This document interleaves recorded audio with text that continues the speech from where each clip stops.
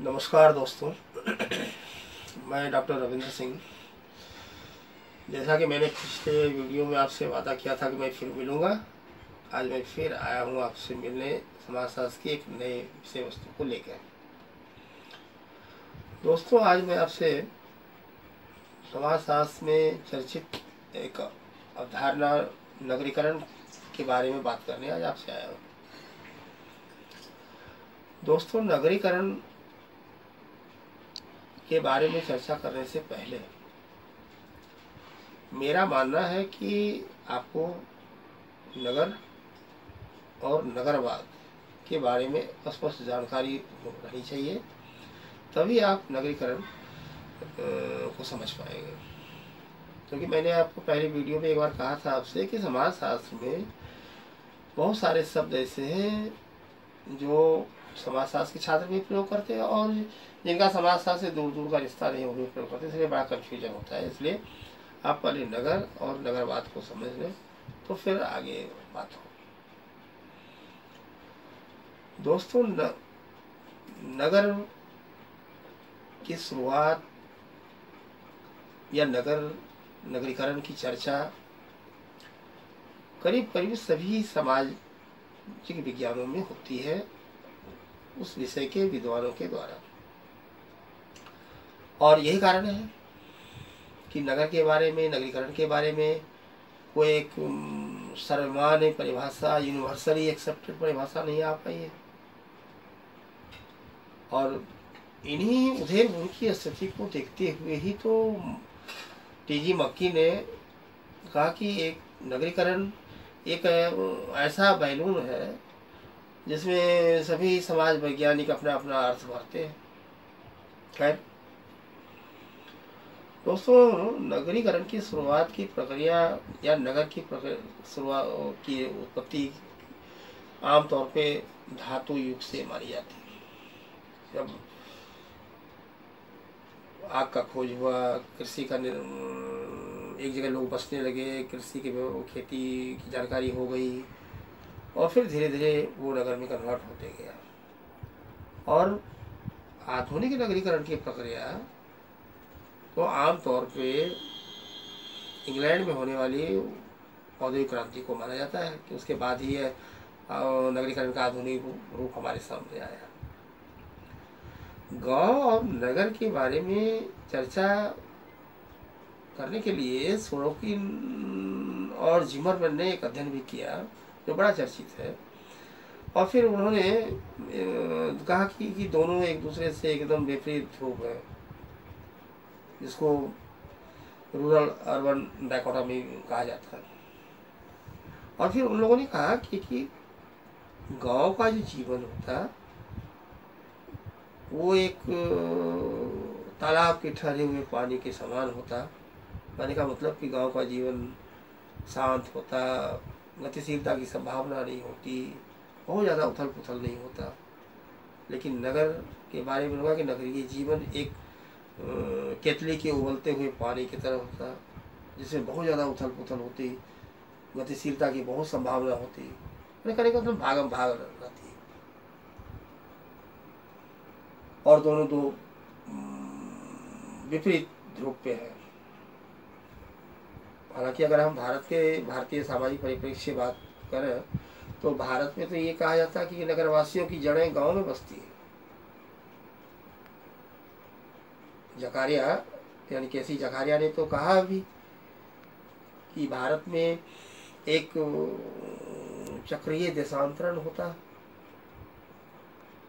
दोस्तों, इस जकारिया की बातों का अपना खुद का अनुभव प्राप्त करने के लिए आपको थोड़ा सा मैं विश्लेषण कर रहा हूँ कि प्रोफेसर आशीष बोस ने एक शब्द गढ़ा, बीमारू। बीमारू मतलब बीमारू शब्द में 4 अलग अलग राज्यों के पहले नाम को मिला के एक शब्द गढ़ा, बीमारू, BIMARU, यानी बिहार,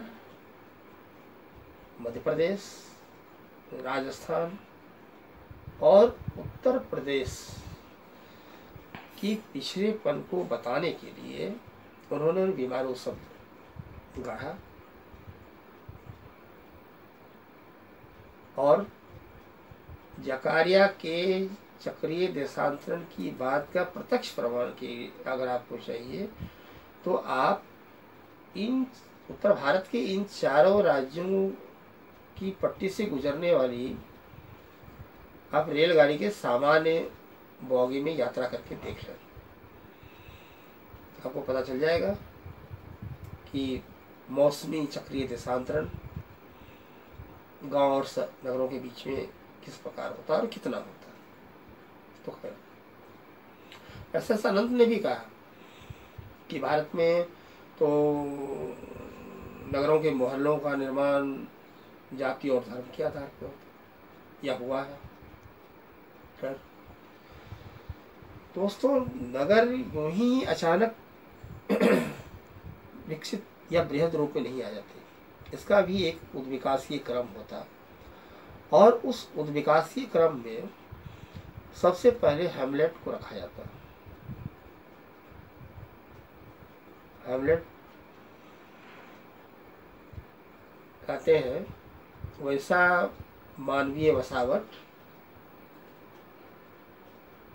जो गांव से छोटा हो, जिस स्थान पे कुछ परिवारों का संग्रह हो, जो एक स्थानीय किसी खनन, मछली पालन वगैरह इस तरह के आर्थिक क्रियाकलाप में से अपनी जीवनचर्या गुजारते हों, और फिर न तो वहाँ कोई स्कूल हो, न बाजार हो, न दुकान हो, न कोई औपचारिक धार्मिक स्थल हो, तो वैसे बसावट को हैमलेट कहा जाता है। और फिर जब कुछ आबादी बढ़ जाती, कृषि कार्यों पे लोग निर्भर हो जाते, अगल बगल कोई दुकान, कोई बाजार, कोई औपचारिक धार्मिक स्थल का निर्माण हो जाता, तो फिर वही हैमलेट गांव में बदल जाता, फिर गांव से फिर वही कस्बा में बदलता, फिर कस्बा से नगर में बदलता, फिर ये विकास क्रम उनका चलता नगरों का। तो खैर दोस्तों, नगर की परिभाषा के संबंध में सबसे बड़ी समस्या यह है कि कोई यूनिवर्सली एक्सेप्टेड इसकी परिभाषा नहीं है। हालांकि इस संबंध में संयुक्त राष्ट्र जनसंख्या आयोग ने ये कहा कि शायद 20,000 से ज़्यादा की आबादी वाले क्षेत्र को आप नगर मान सकते हैं, जबकि डेनमार्क में 200, जापान में 50,000,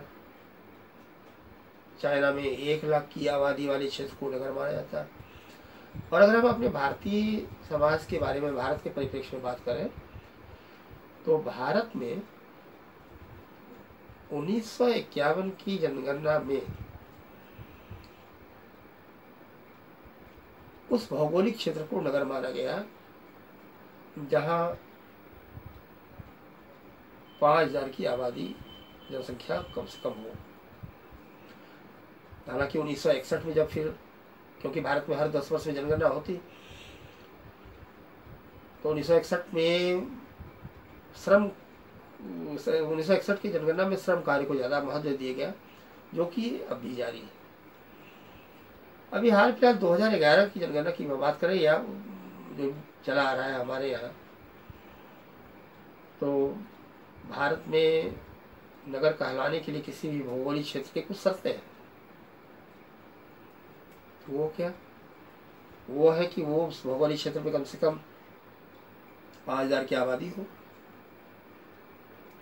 उस 5,000 की आबादी में से, यानी वहाँ की उस भौगोलिक क्षेत्र में के 75% से ज़्यादा पुरुष गैर कृषि कार्यों में संलग्न हो। उस क्षेत्र के घनत्व, जनसंख्या घनत्व 400 प्रति वर्ग किलोमीटर या प्रति हेक्टेयर हो। और अगर इसी को हम वर्ग मील में बात करें तो आप यहाँ पे ध्यान रखिए कि अगर इसको 1,000 प्रति वर्ग मील माना जाता है शर्त में। वहाँ पे कोई न कोई कॉरपोरेशन हो, नगर पालिका हो, कंटेनमेंट जोन हो, एरिया हो, या फिर कोई न कोई नोटिफाइड एरिया हो। तो ऐसे भौगोलिक क्षेत्र भारत में नगर माने जाते हैं या नगर कहलाते हैं। दोस्तों, नगर जो कि नगरीय शास्त्र, नगरीय समाज शास्त्र में जिसकी पढ़ाई होती, और जो कि जनसंख्या ही मूल विषय बिंदु है इसका। और जनसंख्या के बारे में जो शाखा अध्ययन करता वो डेमोग्राफी या जनांकीकी कहलाता है।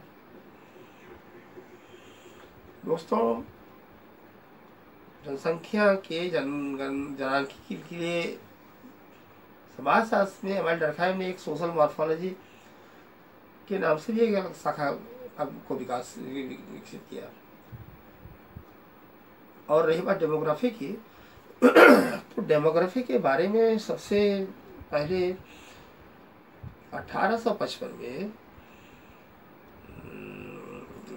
एच.एस. गिलॉर्ड ने किया था। लेकिन गिलॉर्ड ने चर्चा जरूर किया, लेकिन इसका वैज्ञानिक अध्ययन सबसे पहले जॉन ग्राउंड ने किया, इसलिए फादर ऑफ डेमोग्राफी के रूप में ग्राउंड माने जाते हैं।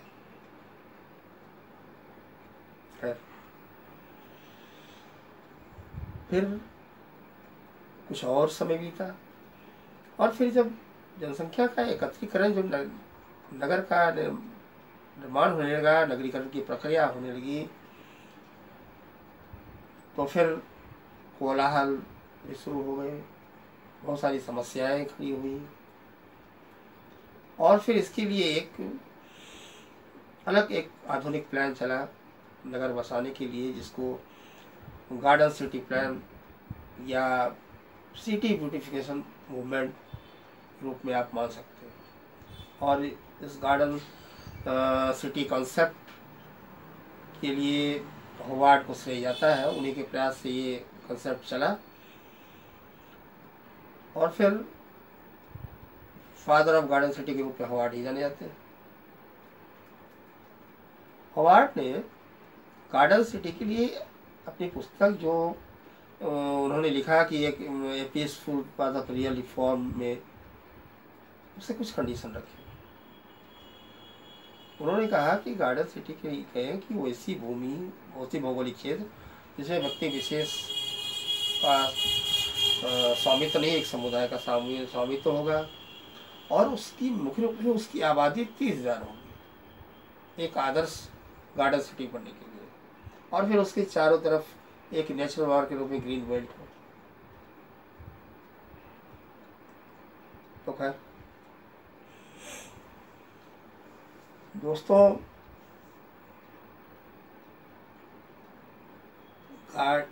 नगर के विकास के बारे में कई लोगों ने अपनी अपनी बातें की, लेकिन अगर भारत के संबंध में या भारतीय नगरीय समाजशास्त्र के परिप्रेक्ष्य में बातें करें तो पैट्रिक गेट्स, घुरे के अलावे और सब विद्वानों के अलावे एक और भी नाम बड़ा चर्चित है, एम.एस.ए. राव का, यानी मधुगिरी राव, अनंत पद्मनाभ राव, जिन्होंने दिल्ली का अध्ययन किया और फिर कई किताबें लिखी, जैसे urban sociology in India, traditional urbanism and urbanization, जैसे कई ख्यालजयी रचना है। और फिर गांव और नगर में अंतर करने के लिए उन्होंने कंटीन्यूम के अवधारणा को सही माना।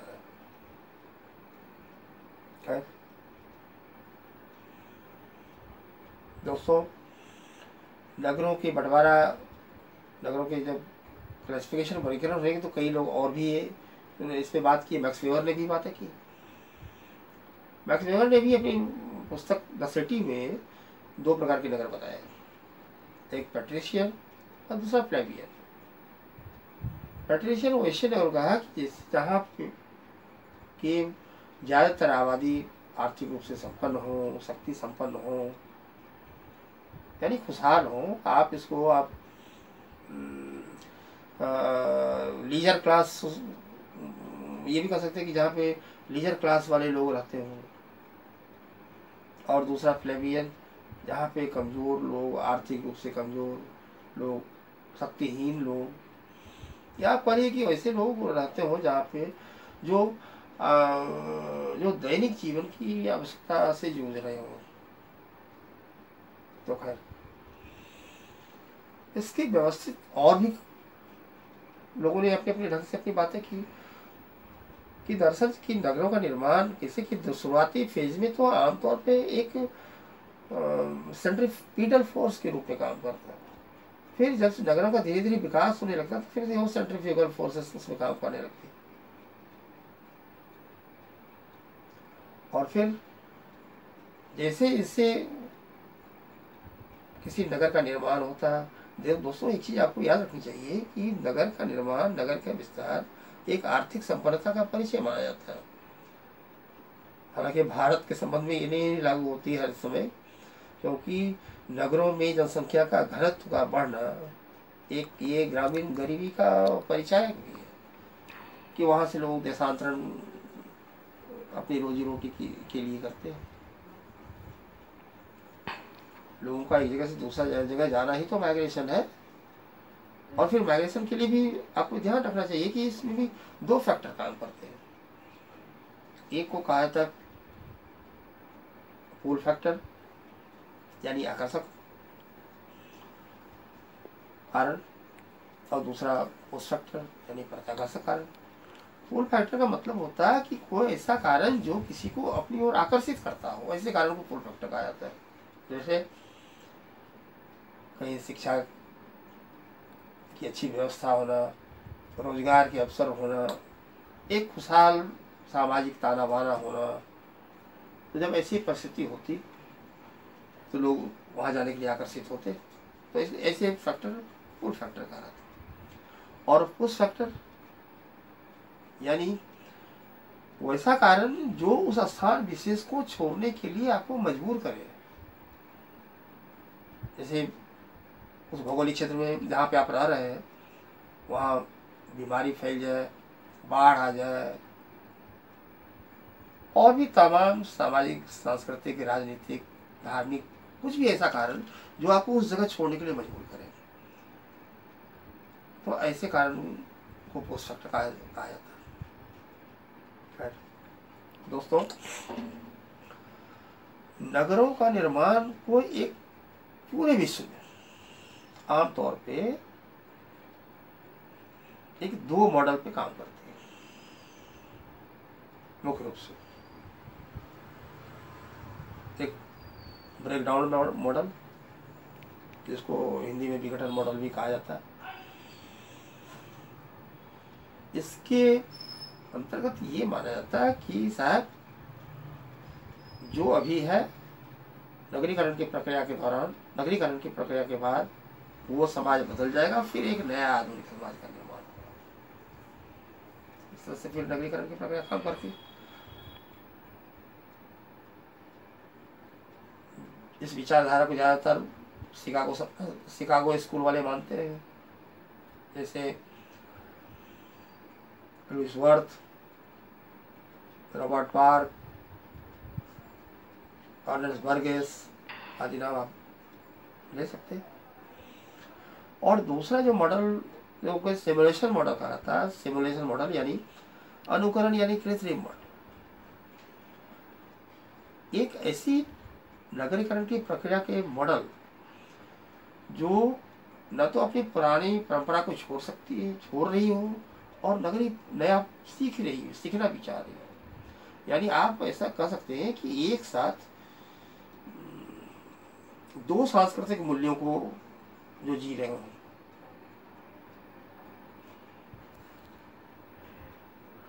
आप इसको एक ट्रांजिशनल माइंडसेट भी मान सकते हैं। भारत जैसे विकासशील देशों में अक्सर ऐसा ही अनुकरण या सिमुलेशन मॉडल ही काम करता है। लोग ना अपने गांव को छोड़ पाते, न नगर पूर्ण रूप से, ना पूर्ण रूप से नगरीय जीवन को अपना पाते। और फिर मिल्टन सिंगर ने भी कहा कि भारतीय नगरों में लघु संस्कृति और बृहद संस्कृति दोनों साथ साथ पाई जाती है। लघु संस्कृति का मतलब ही होता है कि वैसी संस्कृति जो स्थानीय हो, जिसका कोई औपचारिक रूप में, जो अनौपचारिक रूप में मौखिक रूप से एक पीढ़ी से दूसरी पीढ़ी में ट्रांसफर होता हो, ऐसी संस्कृति को लघु संस्कृति कहा जाता। और बृहद संस्कृति वैसी संस्कृति जिसका फैलाव एक बड़े एस्पेक्ट पे हो, बड़े भौगोलिक क्षेत्र में हो, जिसका कोई लिखित प्रमाण हो, जिसकी कोई औपचारिक संस्थाएं हो। इस तरह की जो संस्कृतियां होती हैं उनको बृहद संस्कृति कहा जाता है। खैर दोस्तों, जब रही बात नगर के विकास के क्रम की, तो नगरों के विकास के भी एक क्रम होते हैं जिसकी चर्चा कई विद्वानों ने की। जैसे स्पेकुलर ने डिक्लाइन ऑफ द वेस्ट में किया नगरों के उथान पतन की बात, टॉयनबी ने भी स्टडी ऑफ हिस्ट्री में किया विकास और पतन की बात, नगरों की बात। तो खैर जो भी हो, रही बात नगर के बारे में, लुई मम्फोर्ड ने पैट्रिक गेट्स के मूल वर्गीकरण को आधार मान के सिटी डेवलपमेंट में इसका वर्णन किया। पैट्रिक गेट्स के मूल व्याख्या में जो पहला 2 स्तर था, पैरासिटोपोलिस और पैथोलोपोलिस का, उन दोनों को मिला के मम्फोर्ड ने इयोपोलिस कर दिया। और फिर इयोपोलिस, पोलिस, मेट्रोपोलिस, मेगालोपोलिस, टायरानोपोलिस और नेक्रोपोलिस के रूप में 6 स्तर के नगर की व्याख्या की उन्होंने। इयोपोलिस कहते हैं जब धातु युग का शुरू हुआ, अग्नि का खोज हो गया, लोग एक जगह रहने लगे। आमतौर पे ग्रामीण क्षेत्र ही तो नगर के आदि रूप माने जाते हैं। फिर पोलिस की बात आई, बर्गेले पोलिस को कस्बा का। ये एक ऐसा भौगोलिक क्षेत्र होता है जहाँ पे व्यवसाय भी लोग करते हैं और साथ साथ खेती भी करते हैं। अगल बगल की क्षेत्र गांव के लिए ये बाजार का काम करता है। फिर रही बात मेट्रोपोलिस की, मेट्रोपोलिस की चर्चा, मेट्रोपॉलिटन की चर्चा सबसे पहले चार्ल्स ग्रेव ने 1820 में किया। और मेट्रोपॉलिटन वैसे भौगोलिक क्षेत्र को कहते हैं या वैसे नगर को कहते हैं जो जिसकी आबादी कम 1 मिलियन से 5 मिलियन के बीच में हो, जहाँ पे व्यावसायीकरण हो, कृषि कार्य गौण हो, शिक्षा के सुविधा हो, अच्छी भौतिकता हो, आध्यात्मिकता का ह्रास हो। इसीलिए इसी को तो अखबार ने कल्चरल लैग कहा कि जब आध्यात्मिकता का ह्रास हो या आध्यात्मिक संस्कृति की और भौतिक संस्कृति का विकास। मम्फोर्ड ने मेट्रोपॉलिटन सिटी के स्तर तक को नगरों के विकास का चरम स्तर माना। इसके बाद फिर मेगालोपोलिस से नगरों का पतन शुरू हो जाता है। दरअसल नगर, बहुत बड़ा नगर हो जाना एक नगर की सभ्यता के पतन का प्रतीक है। पैट्रिक गेट्स ने भी कहा कि बहुत बड़ा नगर हो जाना नगरों की सभ्यता के पतन का प्रतीक है। ऐसी ये बात है स्पेकुलर ने भी की कि बहुत बड़ा नगर हो जाना एक पतन के प्रतीक है नगर के। खैर जो भी हो, मेगालोपोलिस की चर्चा सबसे पहले 1957 में जिन गॉटमैन ने किया। ऐसे क्षेत्र, ऐसे नगर जहाँ पे जब प्रतियोगिता हो, जहाँ की आबादी ज़्यादा हो जाए मेट्रोपॉलिटन से, यानी करीब 5 मिलियन से ज़्यादा आबादी हो जाए, प्रतियोगिता हो, व्यक्तिवादिता हो, बहुत भागम भाग हो,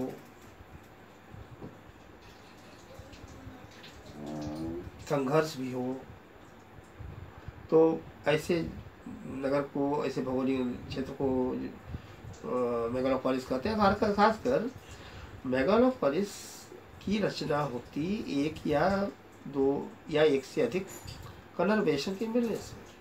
कन्वर्सेशन आपको पता होगा दोस्तों कि कन्वर्सेशन की चर्चा पैट्रिक गिब्स ने की। कन्वर्सेशन कहते हैं कि वैसे भौगोलिक की जब एक नगर की सीमा समाप्त हो और फिर वहीं से दूसरे नगर की सीमा शुरू हो जाए और इन दोनों के बीच में कोई ग्रामीण क्षेत्र ना हो, तो ऐसे क्षेत्र को कन्वर्सेशन क्षेत्र कहते हैं, या हिंदी में जिसको आप नगरमल या सनगर कह सकते हैं। और ऐसे ही क्षेत्रों से मेगालोपोलिस सिटी का निर्माण होता है। जैसे आप अगर आप भारतीय परिप्रेक्ष्य में बात करें तो आप इसको हैदराबाद और सिकंदराबाद को ले सकते हैं, आप कोलकाता और हावड़ा को ले सकते हैं। खैर, रही बात टायरानोपोलिस की, टायरानोपोलिस को एक नृशंस शहर कहा था। इसके शब्द से ही बड़ा क्लियर होता कि वैसा शहर, वैसा नगर जहाँ पे अनैतिकता का बोलबाल हो, जहाँ पे संगठित अपराध हो, ब्लैकमेलिंग का खुलेआम धंधा हो,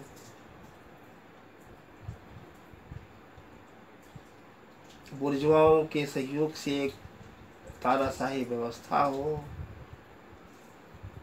आय के साधन कम हो जाने से नगर से लोग का पलायन हो। खैर, और मंफोर्ड ने तो हिटलर और मुसोलिनी को ऐसे ही नगर व्यवस्था का उपज मानते हैं। खैर, रही बात नेक्रोपोलिस की, तो नेक्रोपोलिस को तो मुर्दा मृतकों का शहर कहा जाता है। वैसा शहर जहाँ पे बाढ़ के कारण, बीमारी के कारण, युद्ध के कारण वो शहर तबाह हो गया हो, सारा का सारा सर्वनाश हो गया हो। सिटी ऑफ डेथ कहा जाता है ऐसे जगहों को। और मंफोर्ड ने तो सिटी ऑफ डेथ के नाम से एक पुस्तक भी लिखी। खैर दोस्तों, जहाँ तक रही बात नगरीय समाजशास्त्र की और नगर की, तो नगर एक की नगरीय समाजशास्त्र की उत्पत्ति के बारे में, तो इस संबंध में रॉबर्ट एजरा पार्क का नाम बड़ा सम्मान से लिया जाता है, क्योंकि नगरीय समाजशास्त्र की चर्चा तो पहले से भी होती थी, लेकिन इसमें टर्निंग पॉइंट आया तब जब 1915 में जब रॉबर्ट एजरा पार्क ने द सिटी के नाम से एक लेख लिखा। और रॉबर्ट पार्क को हम लोग नगरीय समाजशास्त्र के पिता के रूप में जानते हैं। हालांकि जॉर्ज शिमेल ने अपनी पुस्तक में मेट्रोपोलिस मेंटल लाइफ में नगरीय जीवन शैली की बातें की, और फिर उसी के आधार पे शिकागो स्कूल वालों ने नगरीय समाजशास्त्र की रचना की, और खुद शिकागो स्कूल के संस्थापक एल्विन स्मॉल माने जाते हैं। दोस्तों, नगर सभ्यता के विकास के केंद्र होते हैं, लेकिन उसके एक काले पक्ष भी हैं कि नगरों के विकास के कारण एक स्लम एरिया, एक मलिन बस्ती का निर्माण हो जाता है, जिसकी चर्चा लुईस वर्थ ने भी की। लुईस वर्थ ने शिकागो का स्टडी करने के बाद, शिकागो के मलिन बस्तियों का अध्ययन करने के बाद, जिसको उन्होंने घैटो कहा, और फिर द घैटो के नाम से उन्होंने बड़ी चर्चित पुस्तक भी लिखी। घैटो उस वक्त यहूदियों की मलिन बस्तियों कहा जाता था, और दरअसल घैटो एक खास जातीय समुदाय के सदस्यों की मलिन बस्तियों कहा जाता है।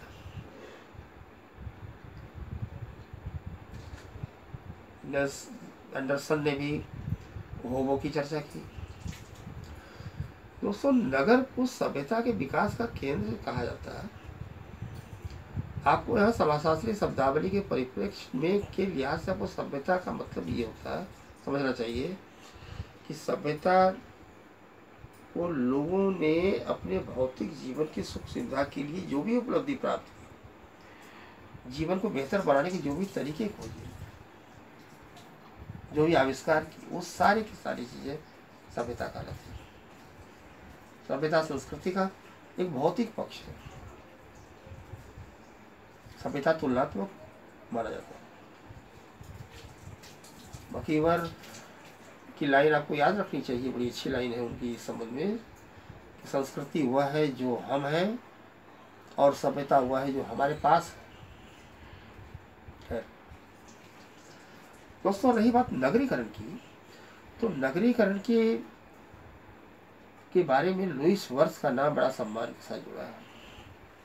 लुईस वर्थ ने 1938 में 1938 में एक बड़ी कालजयी लेख लिखा, urbanism as a way of life, यानी नगरवाद एक जीवन शैली है। नगर के भौगोलिक क्षेत्र में रहने वाले लोगों की मनोदशा है और उस मनोदशा के फैलाव की प्रक्रिया को ही नगरीकरण कहते हैं। यानी अर्बनाइजेशन यानी नगरीकरण एक प्रक्रिया है, एक प्रोसेस है। किसका? अर्बनिज्म के फैलाव का। वो अर्बनाइजेशन के लुईस वर्थ ने 3 कैरेक्टरिस्टिक बताया, एक ट्रांजिएंसी, सुपरफिशियलिटी और एनॉर्मिटी। ट्रांजिएंसी मीन्स अल्पकालीनता या अस्थिरता, जो भी कह लीजिए आप। यानी कहने का मतलब ये कि इस नगर में रहने वाले लोगों का जीवन इतना क्षणभंगुर संबंध होता लोगों में आपस में कि लोग किसी से आत्मीय संबंध नहीं हो पाता। सारे के सारे लोगों के बीच में औपचारिक संबंध होते हैं, अनौपचारिक तो होते ही नहीं। यहाँ तक कि अपने रिश्तेदारों के बीच में भी लोगों में औपचारिक संबंध विकसित हो जाते। रही बात सुपरफिशियलिटी यानी दिखावा या कृत्रिमता, जो भी कह लीजिए आप, नगरों में रहने वाले लोगों की एक सोच की बहुत बड़ी विशेषता ये होती कि लोग क्षण एक सीधो मुस्कुराहट मुस्कुराते, आपसे मिलेंगे, मिलने का वादा करेंगे, फिर मिलेंगे नहीं,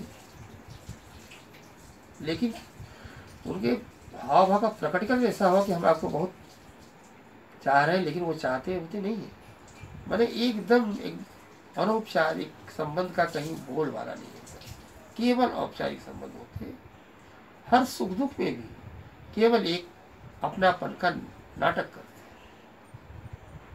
मैंने कह सकते हैं आप एक नटसेल में कि वहाँ नगर के क्षेत्र में रहने वाले लोगों में एक बनावटीपन होता है, एक दिखावा होता है। रही बात एनोनिमिटी यानी अपरिचितता की, नगर में तो लोग इतने व्यस्त होते हैं कि उनका घर निवास स्थल जो है वो एक रात्रि निवास के रूप में काम आता है। रात में आए, सो गए, बस हो गया। पड़ोसी अड़ोस पड़ोस को भी नहीं जानते। लोग नगरों में भीड़ में रहते, लाखों लाख जनसंख्या के घर के बीच में रहते, फिर भी वो अकेले रहते, अपने को अकेला महसूस करते, भीड़ में रह के भी अकेले, मतलब लोनली क्राउड वाली स्थिति। और यही कारण है कि नगरों में अपराध ज़्यादा होते, क्योंकि वहाँ कोई भी एक दूसरे को व्यक्तिगत रूप से जानता भी नहीं, जानने का कोशिश करता है। तो कहने का मतलब कि नगर क्षेत्र में रहने वाले लोगों की मनोदशा या जीवन शैली की इन तीन जीवन शैली की जो विशेषता होती है, इस जीवन शैली के फैलाव की प्रक्रिया को ही नगरीकरण कहते हैं। ऐसा नहीं कि बड़ी बड़ी बिल्डिंगें कहीं बन जाए, सड़कें बन जाए, पक्की सड़क बन जाए, बड़ी बड़ी गाड़ियाँ खड़ी हो, बिजली हो, हम कहें कि नगरीकरण हो गया। ऐसा नहीं है। समाज शास्त्रीय शब्दावली में नगरीकरण का मतलब केवल होता है कि जब नगरवाद की मनोदशा का फैलाव के होने वाली प्रक्रिया को ही नगरीकरण कहते हैं। तो दोस्तों आज इतना ही। मैं समझता हूँ कुछ न कुछ आपको इस वीडियो में जरूर नई जानकारी मिलेगी।